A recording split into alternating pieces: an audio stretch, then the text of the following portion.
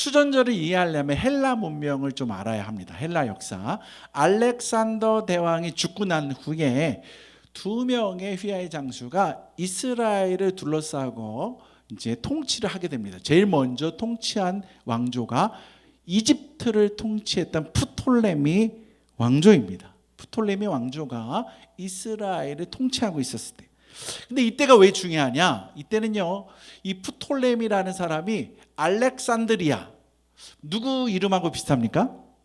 알렉산더하고 이름이 비슷한, 자기의 이름을 딴 알렉산더 대왕이 알렉산드리아라는 그런 지역을 만들어 놨는데, 도시를 건설했는데, 이 프톨레미가 알렉산드리아에다가 전 세계에서 가장 위대하고 큰 도서관을 건립합니다.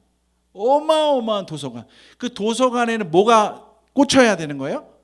책이 꽂혀야 되잖아요. 그래서 이 프톨레미는요, 전 세계에 있는 모든 책들을 다 가지고 와서 이것을 헬라 말로, 그리스 말로 번역하는 작업을 하게 됩니다.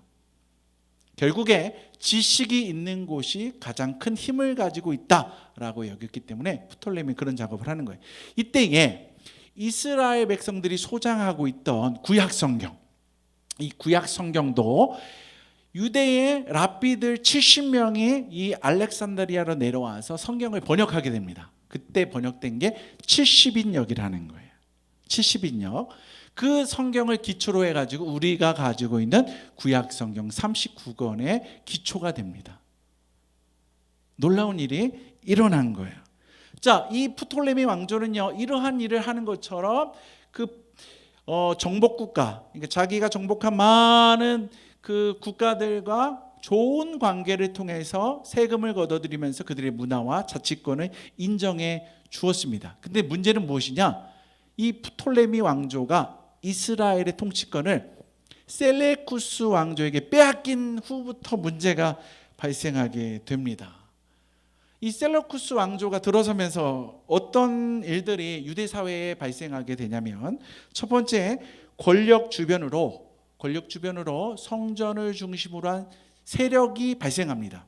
왜냐하면 이 셀레쿠스 왕조의 안티오쿠스 왕이 자꾸 유대의 성전을 위협하는 일들을 많이 했거든요. 근데 이스라엘 백성들은요, 성전이 무너진 경험이 있어요. 성전이 무너지면 나라가 없어진다라는 사고방식이 있는 거예요. 성전에서 일하는 사람들은 제사장이잖아요. 그래서 제사장들과 또 결혼해서 살고 있는 귀족들, 이 사람들은요, 성전을 무조건 보수해야 된다, 고수해야 된다. 성전이 무너지면 안 된다. 그래서 늘 힘이 있는 자들과 결탁해서 살아갑니다.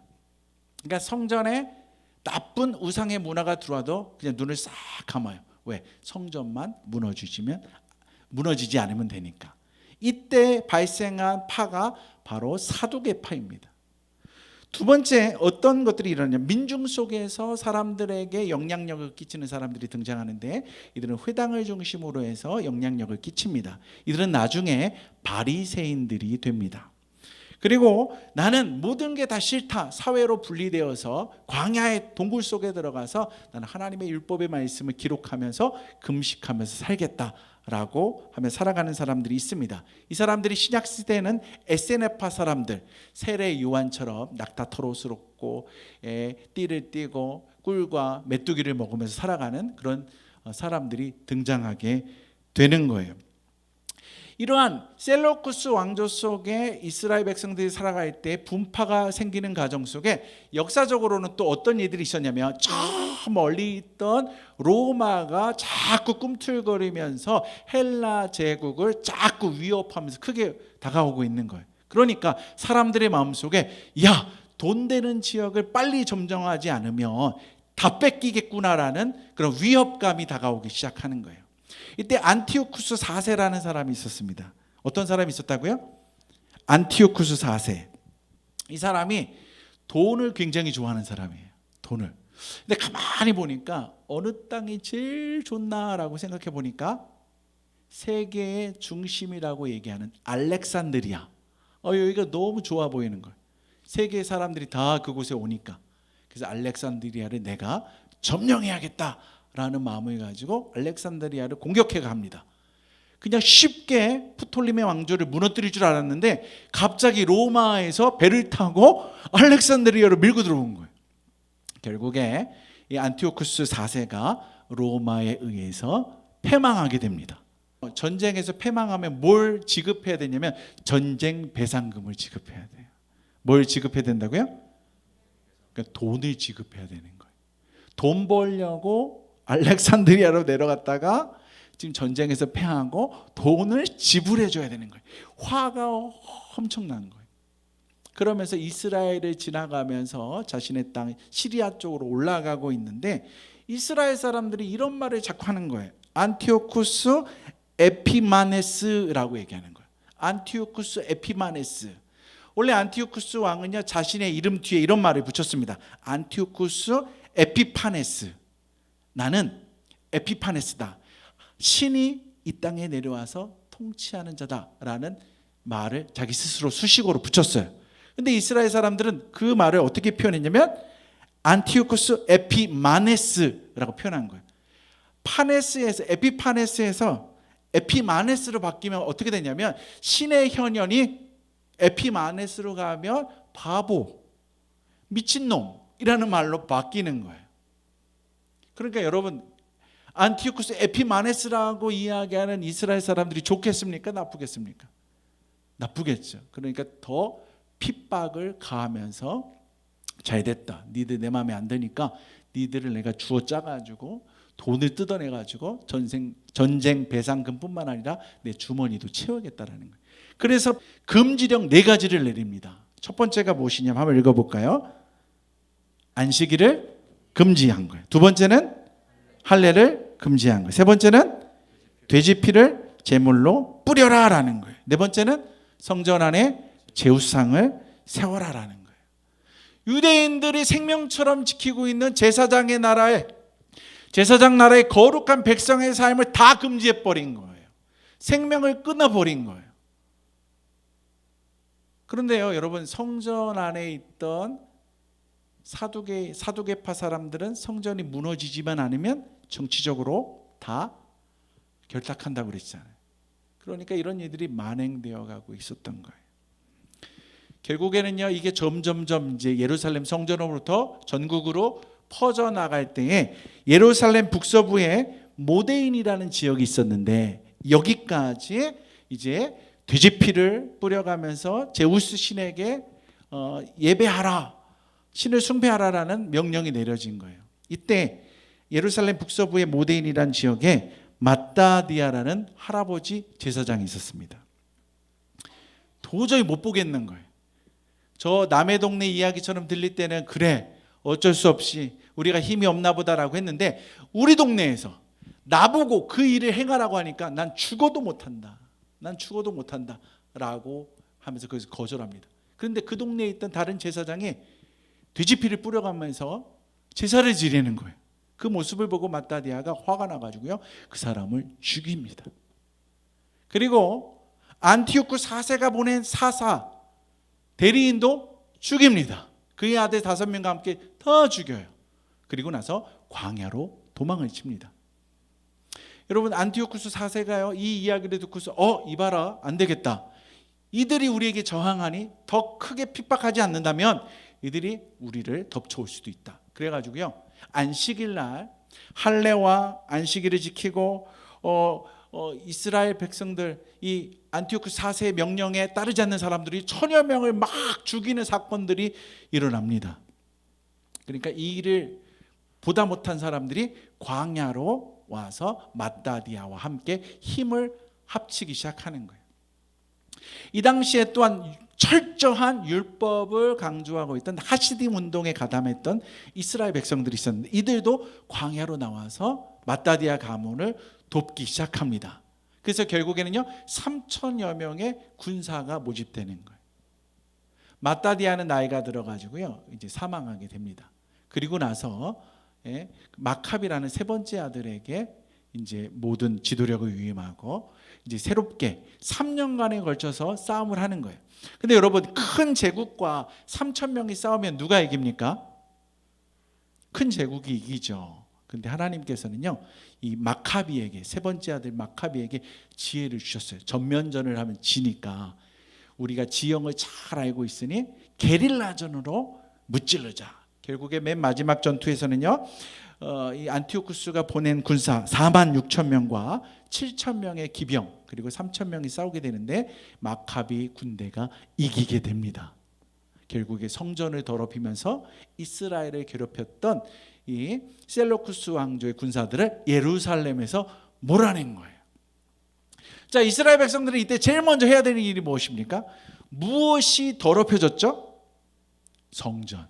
그러니까 무엇을 회복해야 되는 거예요? 성전. 성전에 가서 돼지피를 닦아내고 무너졌던 것들을 치우고 그 다음에 제우스 신상을 내다 버리고, 예? 그리고 나서 하나님의 명령을 기억하면서 촛대에, 하나님이 성전 안에 두었던 촛대, 메노라라는 촛대가 있는데 이 메노라 촛대에 기름을 부어서 등불을 밝히자라고 얘기합니다. 근데 아무리 찾아봐도 이게 기름이 잘 안 보이는 거예요. 그러다 겨우 기름이 쓰러진 가운데 보니까 요만큼 남은 거예요. 그래서 7개 등잔에다 이렇게 집어넣고 불을 밝히는데 이때 당시에 그 기름의 양이 하루 정도를 비출 수 있는 양이었다라고 얘기합니다. 근데 참 신기하게 이 빛이 꺼지지 않는 거예요. 성전을 정화하면서 이스라엘 백성들이 하나님께 회복을 위해서 기도했을 때 하루, 이틀, 3일, 4일, 5일, 6일, 7일, 8일째까지 기름이 유지되더라라는 거예요. 그리고 9일째 되는 날은 이스라엘 백성들이 율법에 정한 대로 기름을 준비해 갖고 와가지고 메노라에다 기름을 보충하면서 성전을 밝히는 그런 일들을 합니다. 그래서 이때를 기념해 가지고요, 마카비 혁명을 통해서 이스라엘 백성들은 100년이라는 독립기간을 만들어냅니다. 이때 이스라엘 백성들은 이 아름다운 일을 기억해야 되지 않겠느냐, 촛불을 밝히면서 성전을 정화했던 일을 기념해야 되지 않느냐.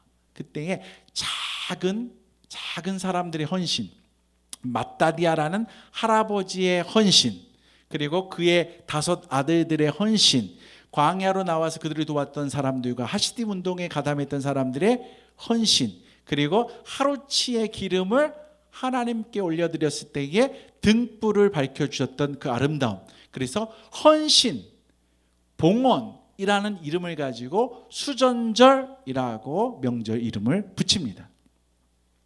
근데 이게 수전절은요, 우리나라식 한자 문화권에 있는 말이에요. 이스라엘에서는 뭐라고 얘기하느냐? 하누카라고 얘기합니다. 뭐라고요? 하누카. 이스라엘 가서 하누카 하면 다 알아들어요. 하누카 명절이 시작되는 거예요. 그래서 여러분들 그 메노라라는 촛대는요, 성전 안에 있는 촛대고요, 하누카라는 촛대는요, 이스라엘 백성들이 하누카 명절 때 각 가정마다 세워놓고 불을 붙이는 촛대인 거예요. 촛대가 총 몇 개냐면요, 9개입니다. 중앙에 있는 촛대는 불을 밝히기 위한 기준대고요. 그리고 하루 이틀 3일 4일은요, 왼쪽부터 시작해가지고 4개, 오른쪽에 4개를 하루 이틀 3, 4, 5, 6, 7, 8에 걸쳐서 불을 붙이게 됩니다.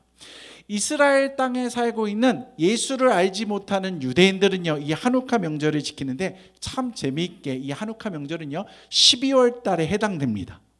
그래서 예수를 알지 못하는 유대인들은 하누카 절기를 빛의 절기로 지키고요, 예수를 믿고 있는 유대인들은 크리스마스를 지키기 위해서 또 크리스마스 추리를 하면서 빛의 축제를 지키게 됩니다. 참 재미있지 않습니까? 자, 이런 수전절의 절기를 왜 배워야 되느냐? 오늘 성경에도요, 이 수전절 얘기가 나오잖아요. 이스라엘 백성들에게는요, 수전절 하면은 뭡니까? 외세로부터 우리가 핍박받고 있는 그 모습, 그리고 성전이 유린당한 모습, 우리의 동포들이 신앙을 지키고자 죽어갔던 모습들이 떠오르는 거예요. 그때에 소수의 깨어있는 사람들에 의해서 이제 저항운동이 일어나고 성전이 정화되었다라는 거예요.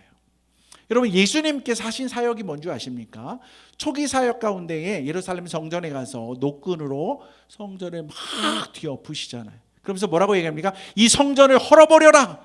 내가 3일 만에 다시 세우게 될 것이다. 로마 정권에 의해서 성전 앞에 수많은 종교 상인들이 펼쳐져 있는 모습을 보면서 청결하는 모습이 나옵니다. 예수님이 십자가에 못 박혀 돌아가실 때도 노끈으로 환정상들을 다 물리치시고 장사하는 사람 다 때로 부수시면서 뭐라고 합니까? 이곳은 내 아버지께 기도하는 집인데 왜 내 집을 더럽히느냐. 기억나시죠? 결국에 유대인들은요, 예수님의 이러한 모습들을 보면서 마카비 가문을 생각하는 거예요.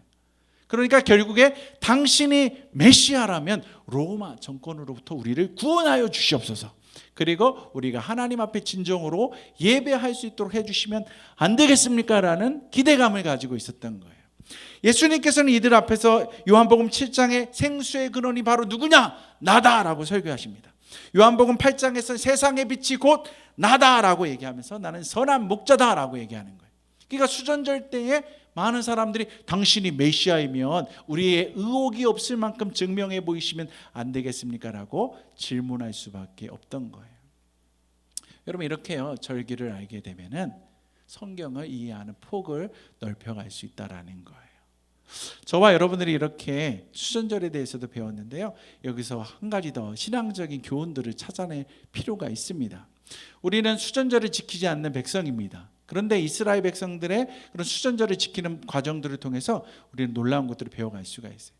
유대인들은요, 어떤 질문을 하기 시작하냐면 이 수전절에 이런 질문을 합니다. 무엇을 위해서 내 자신을 헌신해야 합니까? 하나님, 무엇을 위해서 나 자신을 헌신해야 합니까? 라고 질문하기 시작한다는 거예요. 소수의 늙은 제사장 5명밖에 안 되는 그의 아들들, 작은 기름, 그러나 그 모든 것이 이스라엘의 구원의 역사를 이뤄냈다라는 거예요.